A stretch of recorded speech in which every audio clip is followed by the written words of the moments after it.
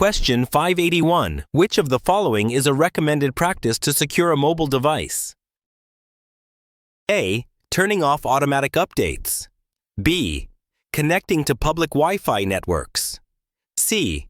Enabling biometric authentication. D. Sharing passwords with trusted individuals. Correct answer. C. Enabling biometric authentication. Biometric authentication, such as fingerprint or facial recognition, enhances mobile device security by ensuring that only authorized users can access the device. Unlike passwords, biometrics are difficult to replicate, reducing the risk of unauthorized access. Question 582. The primary goal of a security risk assessment is to A. Take advantage of vulnerabilities in the network. B. Implement data encryption requirements. C. Remove the necessity for security policies. D. Identify and assess possible security threats and their potential effects on an organization. Correct answer. D. Identify and assess possible security threats and their potential effects on an organization. The primary goal of a security risk assessment is to evaluate potential security threats, vulnerabilities, and the impact they could have on an organization's assets and operations. It helps prioritize risks, allowing organizations to implement appropriate security measures to mitigate or manage those risks. Question 583. Which of the following is an example of fake telemetry?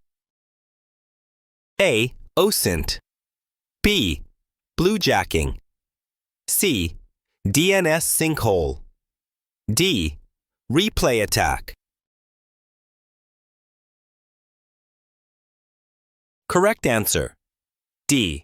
Replay attack.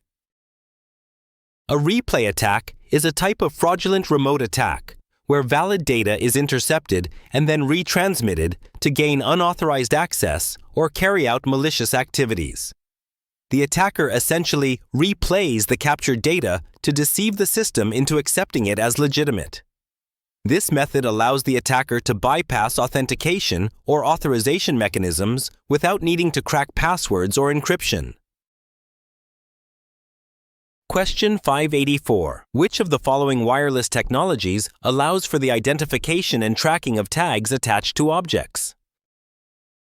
A. B. GPS. C. RFID. D.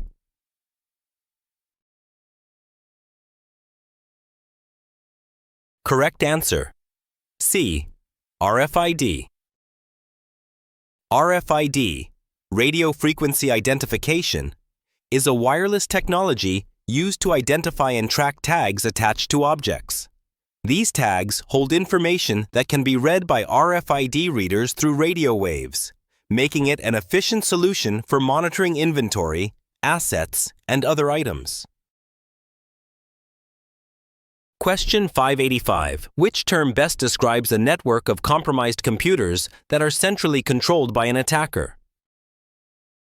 A. AttackNet. B. Botnet. C. Nullnet. D. ZombieNet.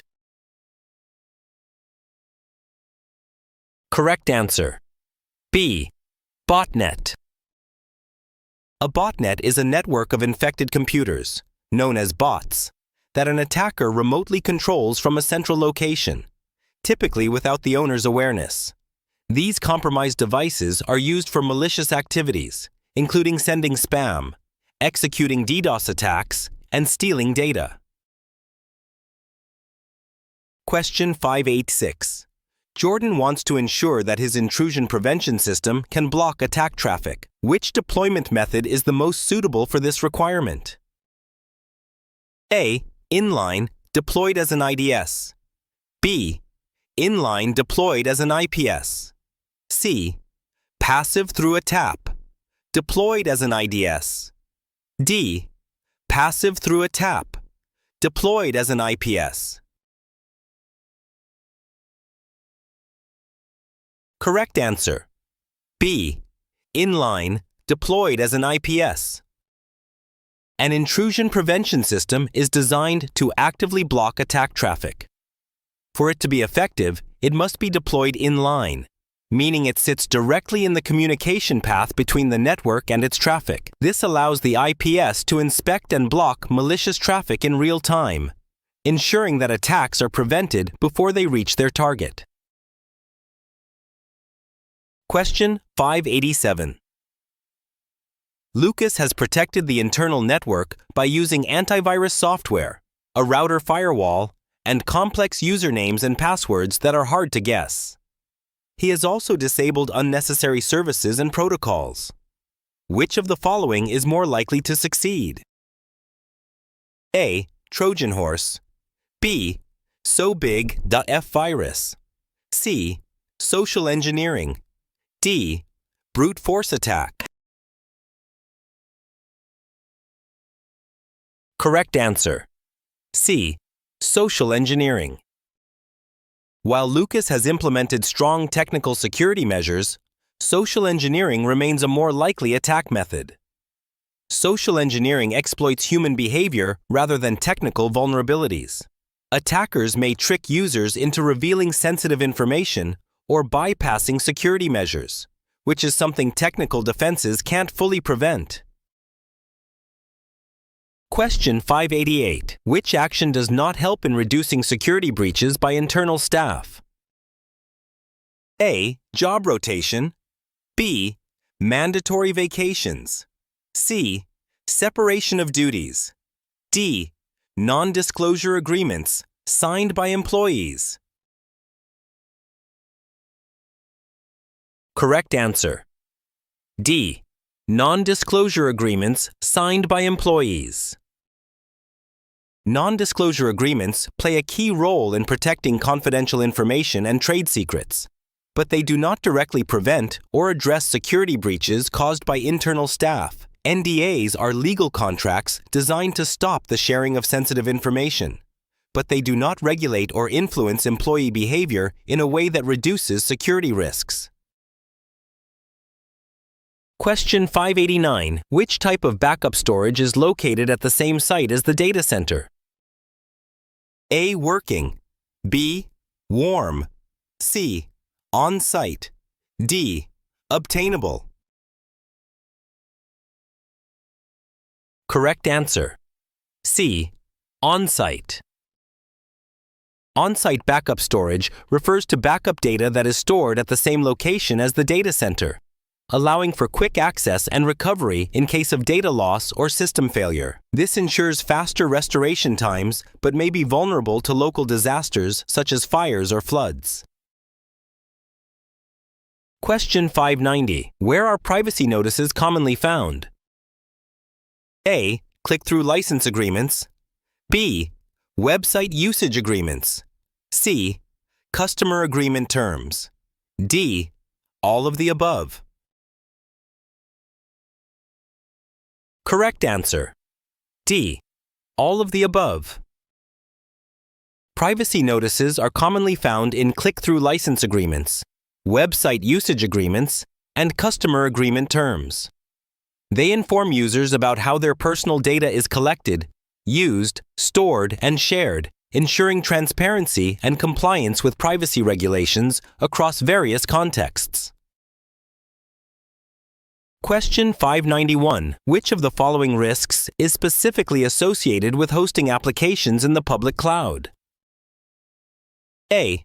Unsecured root accounts. B. Zero-day. C. Shared tenancy. D. Insider threat. Correct answer. C. Shared tenancy. Shared tenancy is a risk specifically associated with hosting applications in the public cloud by allowing multiple customers to share the same underlying infrastructure. It increases the potential for security vulnerabilities by exposing systems to risks like data leakage, side channel attacks, and improper isolation between tenants. Question 592. There isn't a fixed set of rules for business continuity steps. However, the National Institute of Standards and Technology has created a set of best practices. Among the following, which one is not included in their recommended practices? A. Develop the continuity planning policy statement. B. Conduct the business impact analysis. C. Create a financial plan. D. Identify preventive controls. Correct answer. C. Create a financial plan. Creating a financial plan is not included in NIST's best practices for business continuity. Instead, NIST's guidelines focus on measures such as developing a continuity planning policy statement, conducting a business impact analysis, and identifying preventive controls. These practices aim to ensure operational resilience and minimize disruption impacts, without placing specific emphasis on financial planning. Question 593. James is having a conversation with his friend about his company's trade secrets, healthcare data, programming codes, and information that provides the company with a competitive advantage. What type of classification is being referred to? A. Sensitive. B. Confidential. C. Classified. D. Unclassified. Correct answer. B. Confidential. Confidential information refers to sensitive data that is protected by policies or regulations, such as trade secrets, healthcare data, and programming codes, which provide a competitive advantage. This information is typically restricted to certain individuals within an organization and is meant to be kept private to prevent unauthorized access or disclosure. Question 594. Which of the following is an effective tool for preventing or stopping data exfiltration from a network? A. DLP. B. NIDS. C. TPM. D. FDE. Correct answer. A. DLP. DLP, data loss prevention tools, are designed to prevent unauthorized data exfiltration. They monitor and manage data transfers to ensure that sensitive information does not exit the network without proper authorization.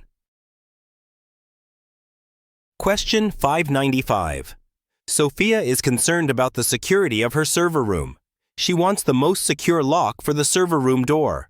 Which of the following would be the best option? A. Combination lock. B. Deadbolt. C. Key-in knob. D. Padlock. Correct answer. B. Deadbolt. A deadbolt lock is considered the most secure option for a server room door because it provides a high level of resistance to forced entry. Unlike a key-in knob lock, which can be easily bypassed, a deadbolt engages deep into the door frame, making it more difficult for intruders to break or pick. Question 596. Which term refers to the process of enhancing security on a network operating system? A. Patching. B. Compression. C. Encryption. D. Hardening. Correct answer. D. Hardening. Hardening refers to the process of enhancing the security of a network operating system by reducing its vulnerabilities. This includes actions such as disabling unnecessary services, applying security patches, configuring firewalls, and securing user access. The goal is to make the system less susceptible to attacks. Question 597. Which of the following terms describes a programming error where an application attempts to store a numeric value in a variable that is too small to accommodate it? A. Buffer overflow. B. Pointer dereference. C. Memory leak. D. Integer overflow. Correct answer. D. Integer overflow. Integer overflow happens when a program attempts to store a numeric value in a variable that surpasses the maximum size limit of the variable's data type. For instance, if an application tries to store a value larger than the maximum allowable for an integer, such as exceeding 2p31, 1 in a 32-bit integer, it results in an overflow, which can lead to unexpected behavior, data corruption, or security vulnerabilities. Question 598. Which of the following tools checks that files received by an SMTP server are free from suspicious code? A. IDS. B. Web virus filter. C.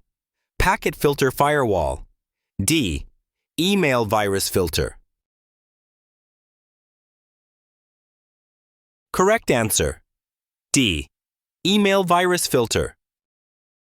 Email virus filters are designed to scan and examine incoming email attachments and messages for viruses or malicious code.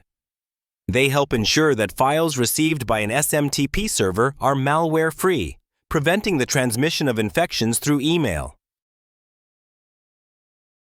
Question 599. Which of the following describes a situation where an application receives more data than it is designed to handle? A. Spoofing. B. Buffer overflow. C. Spam. D. Backdoor entry. Correct answer. B. Buffer overflow. A buffer overflow happens when an application processes more data than it can accommodate, leading to the overwriting of adjacent memory. This can result in system crashes, data corruption, or even the execution of malicious code. As a common security vulnerability, buffer overflows can be exploited by attackers to run arbitrary code or obtain unauthorized system access. Question 600. Which of the following terms is classified as semi-authorized hacking activity? A. White hat. B. Black hat. C. Blue hat. D. Gray hat. Correct answer. D. Gray hat. Gray hat hackers are those who operate in a semi-authorized or borderline manner. They may exploit vulnerabilities without malicious intent, often to identify security weaknesses, but they do so without explicit permission from the system owner. This places them in the gray area between legal and illegal activities. Thank you for watching. If you found this helpful for you, don't forget to like, drop a comment, and subscribe for more practice questions and tips.